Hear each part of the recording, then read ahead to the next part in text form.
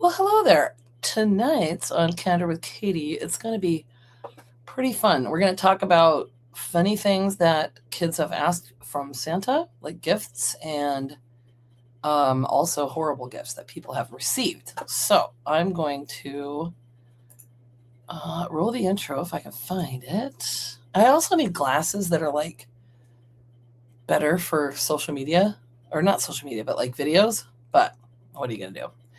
So let's roll the intro and I'll be right back. What?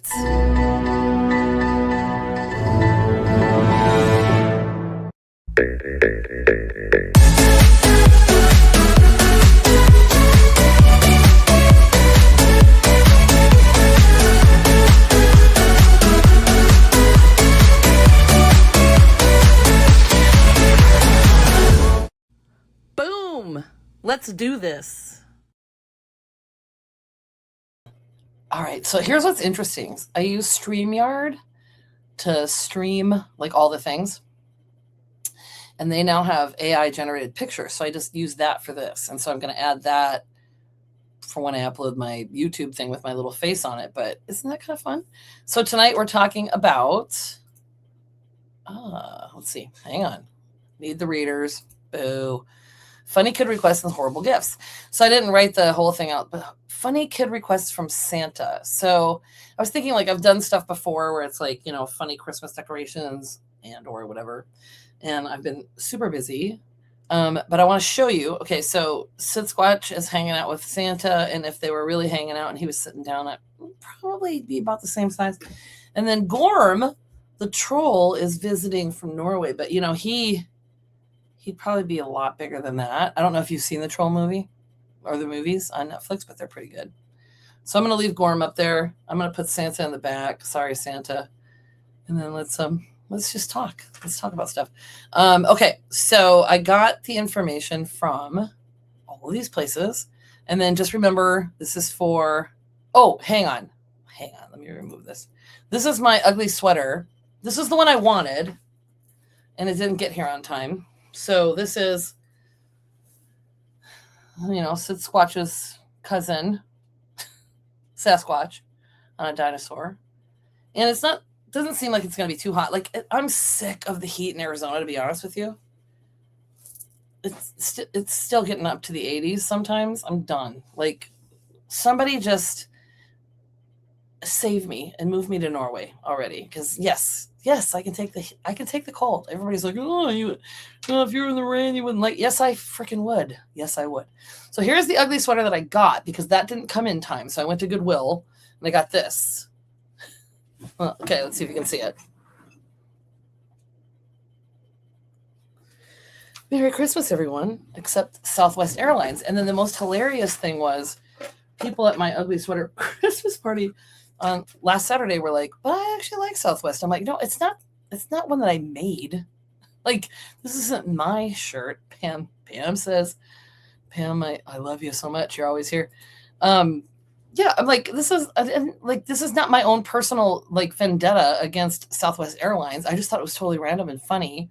And then one of my friends at the party was like, oh, that's so Horgan. And I'm like, it totally is because Merry Christmas, everybody, except Southwest Airlines. And then I looked it up and it's like some kind of meme or something, but it's not really directed at Southwest Airlines. It's like all the airlines. So I didn't find one actually directed at, it's just funny. So this to me is like my favorite ugly sweater ever because of those reasons. So I got the information from here. Just remember, this is all for fun. And we are going to begin now. Okay. So funny things kids have asked Santa for Christmas. Okay. My 4-year-old grandson loves puzzles. He asked for a puzzle of his daddy sitting on the toilet. My daughter had one made. Of course, he had the lid down. He's sitting on it reading a magazine. It was 70 pieces, and he did it in 15 minutes. Best gift ever.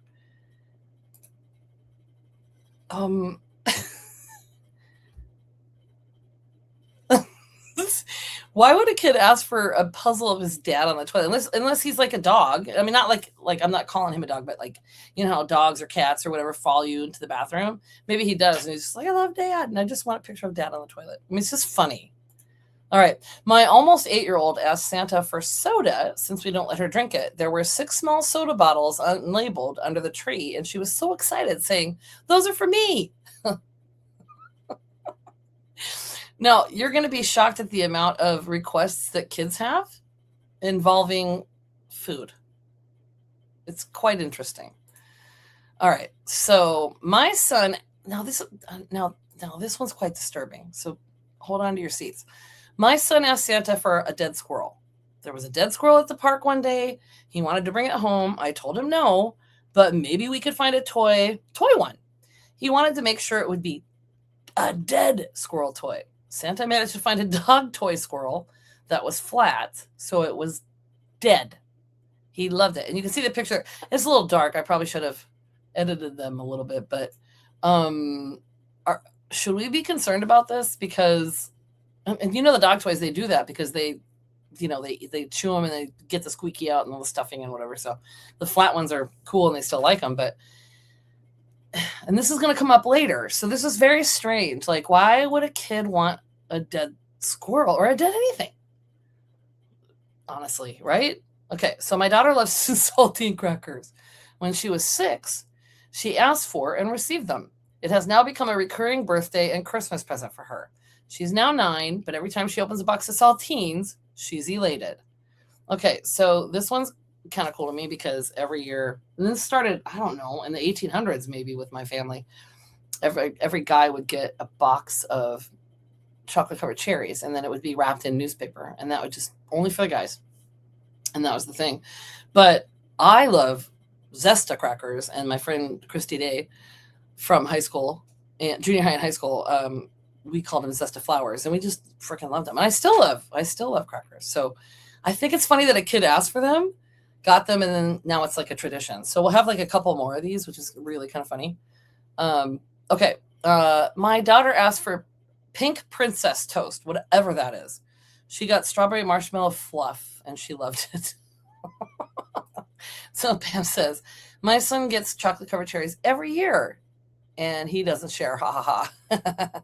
All right. So I'm wondering, Pam, if that's like a Canada thing, right? Because it comes from my great grandfather who bought the place in Canada. So that's interesting. And it's just for the fellas. So maybe that's a good point.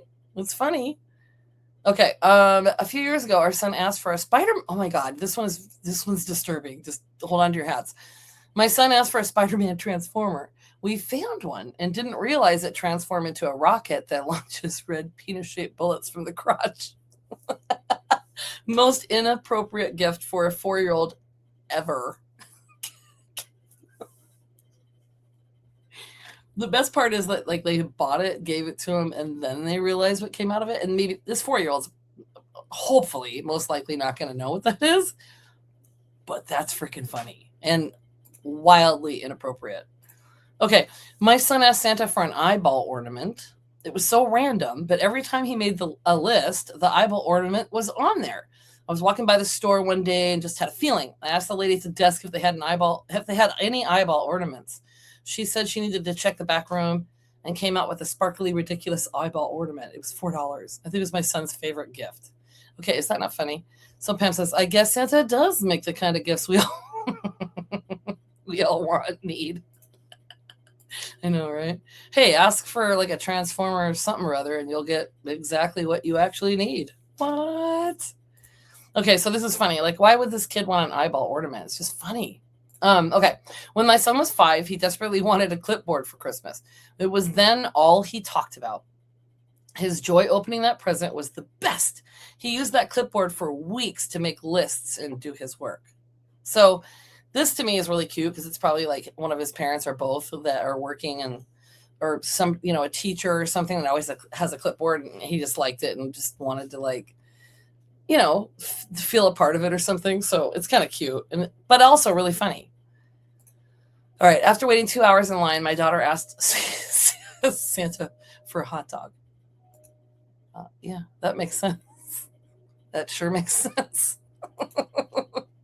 I'd be hungry too, my friend. Okay. I was a mall Santa sometime in the late 90s. After I answered one little girl what she wanted for Christmas, she answered nonchalantly, a dildo. Can you imagine her parents? Like, Oh my God, a dildo. I thought she must have misheard and asked, "What was that?" She repeated louder, "A dildo." I tried to conceal my snickering by ho-ho-hoing it, and uh-oh, I don't know if Santa has any of those. Then she told me that I should go to Toys R Us because I could get dolls of all the Rugrats characters there, including Tommy's brother Dill. A Dill doll. So that's part of it too, is like really paying attention to what the kids are saying. Still hilarious. Okay. My niece asked Santa for a snail. Elf here, weirdest thing asked for was probably a gun to stop the monsters in his bed tickling his feet at night. This was a little disturbing to me. I'd have to address this. What? I used to work as an elf for our Santa, taking pictures and managing the line. One kid asked for a bag of paper clips and some green paint. To this day, I have no clue what he planned to do with it. Do you have any ideas?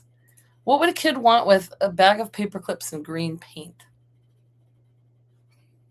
I can't even think of it. I don't even know. My friend was a mall Santa, and one day he was sick. So he had me fill in. Honestly, there are a lot of kids asking for weird things. But this one kid looked me in the eye and asked for a bushel of dead squirrels. He was probably 6 years old. I don't even know how he knew the word bushel. And this is what I'm talking about. Should we be concerned about these kids? Or is it like just they're soft and they just don't want them to run away? Like, fingers crossed? What's going on? Oh my God. Okay. So disclaimer, I'm not a mall Santa. The first time I was brought to a mall Santa, I believe I was like 2 or 3 years old. Apparently I said pork chops when he asked me what I wanted for Christmas. After that, pork chops were Christmas dinner for every single year without fail, which is like super awesome because that's one of the things I was looking up, and I should do it at another time, even with like maybe other holidays.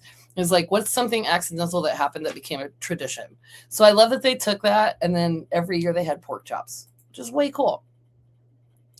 All right. Oh, I'm skipping that because I was going to do a different thing with like different traditions and stuff they have in different countries. My brother once asked for a tiny broken thing. When Santa looked to my mother for guidance, she explained, he likes fixing things. Okay, well, that makes sense. My 5-year-old asked for deodorant. Now, does he think somebody in his family stinks? Or does he think he stinks? So Pam says, dead squirrel kids equals future serial killers. Just saying. I know. Is that not the weirdest thing ever? All right. I used to request green olives and pistachios. All right. Weird. My son wanted a case of Sunny Delight orange drink. LOL. Well, I used to like Sunny D mimosas, so that kind of makes sense. A couple of years ago, the only thing my daughter, who was 6 at the time, asked Santa for was those 3M command strips that hang things on the wall. And yes, she got them from Santa. Like, I want to know what these kids are doing. It's hysterical. This year, my son asked for a bag of concrete and chicken wire. I have no idea what he's planning. Maybe he should get together with the kid that wants a bag of paper clips and some green paints. Maybe they can create a fort or something. All right. A hard monkey. To this day, I have no idea what he meant. What do you think a hard monkey is? Is that like one of those stuffed animals or whatever that has the hard monkey face? I mean, he could be a hard monkey considering, really, right? But I'm not giving him to anybody. I'm not giving him to that kid. What's a hard monkey? Tell me if you think you know. All right, now we're moving on to gifts gone wrong, okay? This was actually really funny. It was from my grandmother. I unwrapped it, and it was in a little tin box. I opened the box, and there was a fake gift card there, like a placeholder for where you put the gift card. And I just looked at her like, what is it or what's going on? And she goes, it's a gift card holder.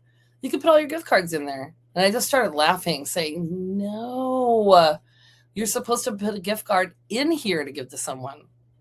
It was really cute, though. Bless her heart. I mean, it is kind of cute, actually. She's like, oh, my God, keep all your gift cards. Like he's going to get like 1,000 gift cards for Christmas, you know? And also, I have an issue. Like, get gift cards and I don't really spend them. So I have difficult time. And I always think about, I don't want to get someone a gift card because I don't know if they're like me, you know? Maybe I should get them a tin box that holds them. All right, a clear mistake. My mom bought me one of those 3D posters that were all the rage in the 90s. I'm blind in one eye. Do you remember those? Do you remember? Can you see the dolphin in there? Or whatever. They had all kinds of different ones. Not going to work if someone's blind in one eye. Okay. Expired chocolate on Christmas from an aunt who was a chronic regifter, yet always expected expensive top-notch gifts for her children on Christmas and their birthdays. Not only was the chocolate expired, but it was also evident that it had melted completely and re-solidified. Ew. When I noticed, I went up to her with, OMG, this chocolate is so good. You have to try it, in front of the whole family. I watched her unwrap a piece of chocolate, and when she noticed how it looked, she was hesitant to eat it. When she looked at me, I just had a smile on my face. It's the best chocolate ever. And then I watched her slowly bring it to her mouth and try to eat it. She quickly walked to the kitchen immediately afterwards. I think I've only seen her once since that moment, almost 9 years ago. Now, do you believe that tale? I don't know if that would embarrass someone that much, but I mean, if you're going to re-gift, you got to make sure it's not something like that. You know what I mean? That's embarrassing. Okay. Progress, not perfection. My husband gave me a bottle of contact lens cleaner. I don't wear glasses or contacts, with a box of dryer sheets. When I asked him why, he told me that was all the store had left. We've been married 42 years this year, and his gift giving has improved. A couple of years ago, I got a set of pots and pans from Larry the Liquidator, and last year I got a handheld Dirt Devil. Now, I put this one in here because I want to know what you guys think, because I don't want to say all guys, but I think a lot of guys think practical gifts for women like that are a nice present, and they're just not. It's like, oh, you want me to vacuum every day? I don't know. It's not very thoughtful, I don't think. So you tell me what you think. All right. We were always going to my grandparents in Victoria for Christmas when they were still alive. Christmas morning, 1977 comes along, and we are opening our gifts. My mom hands me a card, and inside it says my big gifts was way too big to bring. I really want to know what you guys think about this one, and I will get it when we go home. Being 16 at the time, you can guess what I thought it was. My insides were doing the happy dance because I just knew it had to be a car. What else could it possibly be?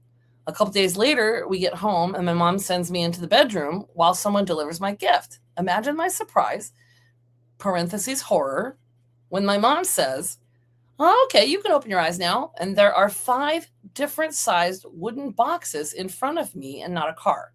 I'm already bummed out, but when I opened the boxes to find a wedding cake, not only was I 16 years old, but single to boot. I was dumbfounded and very let down, to say the least.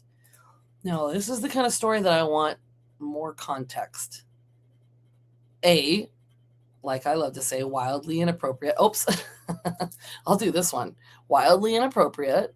And what are they saying? They're 16. I'm old and I still haven't been married. If my parents got me that, I would be, what? I mean, I want to know. I have questions. Do you? Isn't it strange? All right, rocking on thin ice. At the time of this tender gift giving, I was living in Kamloops, and I have friends that live there. It was my 30th. This is in Canada, by the way. It was my 30th birthday, and I was feeling particularly old and fragile. My husband of 11 years gave me an old-fashioned wooden rocking chair. Now, I would think that'd be a pretty cool gift. I don't know why somebody would. This is why I'm sharing some of these, because it's is this really the most horrible gift? Are they just, do you really just think they're not that thoughtful? Why would that be a bad gift? And then it turns into something else. So, gave me an old-fashioned wooden rocking chair.